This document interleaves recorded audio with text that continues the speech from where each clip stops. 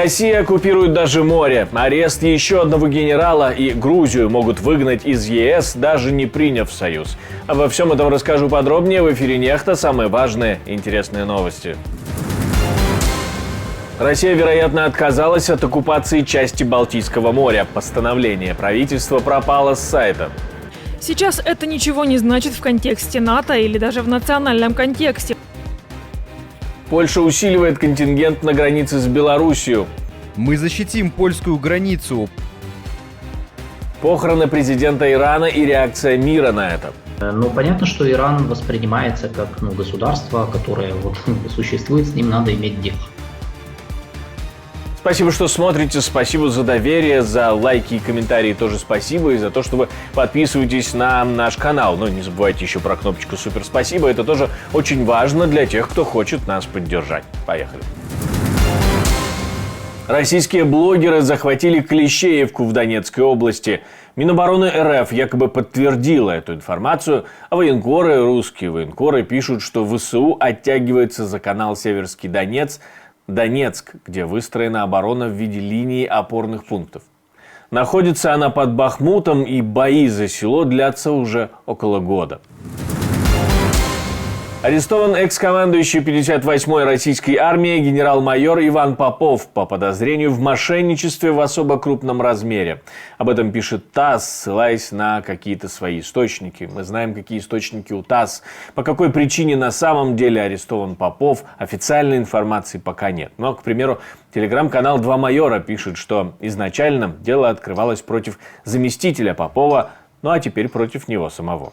В бытность его командармом 58-й и в период его ухода оттуда бойцы и командиры Запорожского фронта тяжело принимали изменения. Говорили, что Попов грамотный начальник, за своих подчиненных всегда горой стоял. Да и как бы отражение того самого контрнаступа ВСУ при нем было.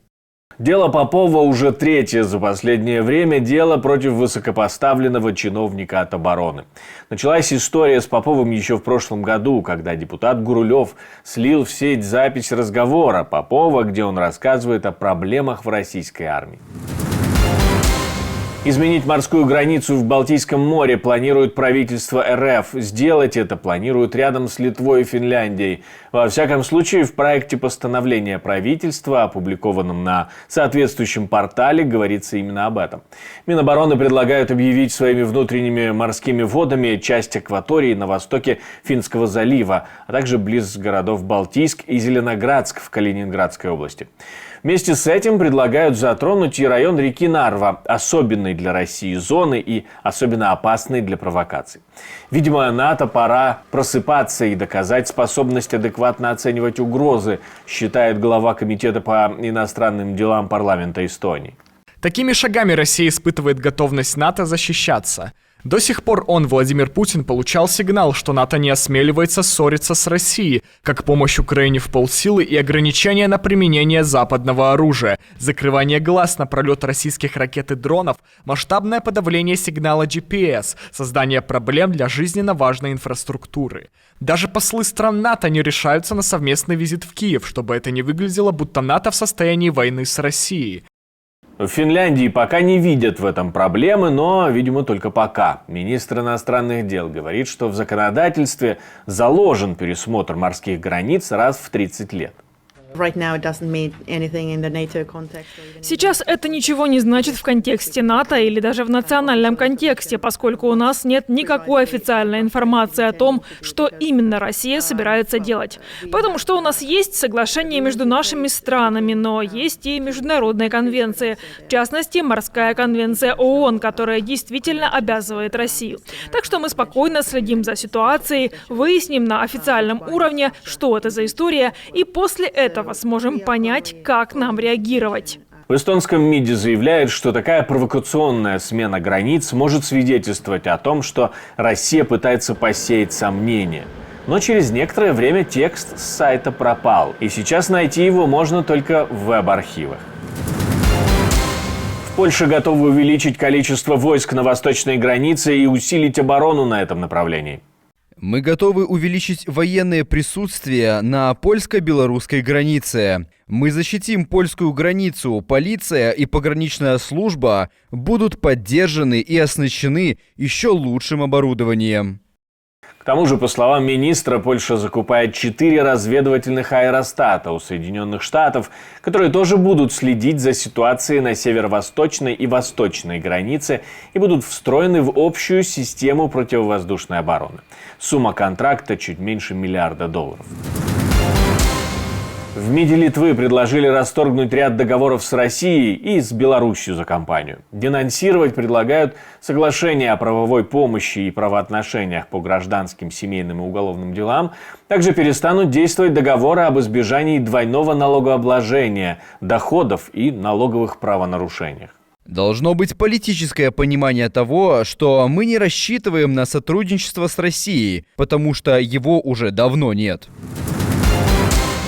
Грузию могут лишить статуса кандидата на вступление в ЕС, пишет издание Foreign Policy, со ссылкой на высокопоставленного представителя Евросоюза, который говорит, что если закон об иноагентах не будет отозван, то Еврокомиссия в ежегодном отчете в октябре не подтвердит статус кандидата для Тбилиси. Но решать это будут уже в мае. Профильным комиссаром в октябре будет уже не представитель Венгрии, как сейчас, а менее дружественной страны к пророссийским властям. Китай начал военную поддержку России, говорит министр обороны Великобритании. И, как пишет издание Reuters, разведка это подтверждает. Не указывается только, какого рода помощь. Мы должны обеспокоиться этим, потому что в начале этой войны Китай хотел представить себя смягчающим обстоятельством, имеющим влияние на Россию Владимира Путина. Министр заявляет, что располагает якобы доказательствами военно-технического сотрудничества. Китай тем временем вводит санкции, которые в МИДе называют контрмерами против 12 американских военно-промышленных компаний и 10 руководителей. Издание The Global Times пишет, что решение было обусловлено не только спорами по поводу Тайваня, но и в том числе неуважением Вашингтона позиции Пекина по украинскому кризису.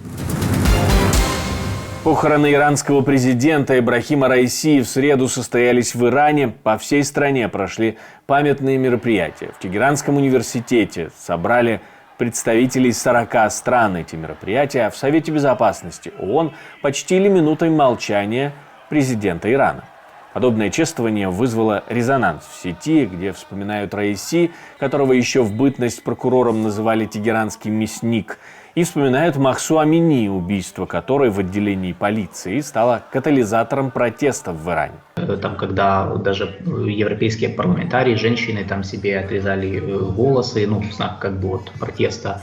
То есть кто-то скидывали хиджабы, мусульманки в Европе особенно. Поэтому, я бы не сказал, что вот это как-то перекрывается все тем, что почтили минуты молчания в Совбезе, в ООН. Падение вертолета с президентом и реакция на это падение показали, что Иран не находится в полной изоляции, и западные страны готовы ему помогать. Понятно, что Иран воспринимается как государство, которое существует, с ним надо иметь дело. То есть это же не... Я давно говорил, что Иран он не находится в изоляции, полной, как мы ее себе представляем. С ним ведут переговоры, страна взаимодействует со внешним миром. Меньше с западным, больше с незападным. Но даже информация о том, что Иран после того, как упал вертолет с президентом, они сразу же обратились к Штатам за помощью в том, чтобы найти обломки вертолета. И Штаты были готовы ее предоставить, но там по логистическим причинам они не успели, или предоставили через Турцию, это моя версия, потому что Турция подсуетилась с помощью американского оборудования, помогли иранцам обнаружить, где, потому что там было труднопроходимое место, обнаружить, где были обломки вертолета. Это показывает, что с Ираном, несмотря ни на что, есть контакт. Но будет ли нагнетать Иран? Может ли привести ситуация к региональному конфликту, если в Тегеране вдруг решат, что катастрофа была кем-то подстроена? Пока что все сходит на нет. Пока что. Надо подождать еще несколько дней, но я вижу, что пока иранские власти не продвигают никакой там единый месседж по поводу вины внешних сил, как они любят говорить, Вначале это было в виде вбросов, поэтому, то есть это не был посыл именно там, это были больше спекуляции. Там, даже представители некоторые там иранские политики там в эфирах такое говорили, но это больше спекуляции и хайп на теме, когда еще даже не было известно, живы ли те, кто был на борту. Надо подождать несколько дней, посмотреть, будут ли они все-таки продвигать этот тезис или вот как бы оставят как есть, вот трагическая случайность и все.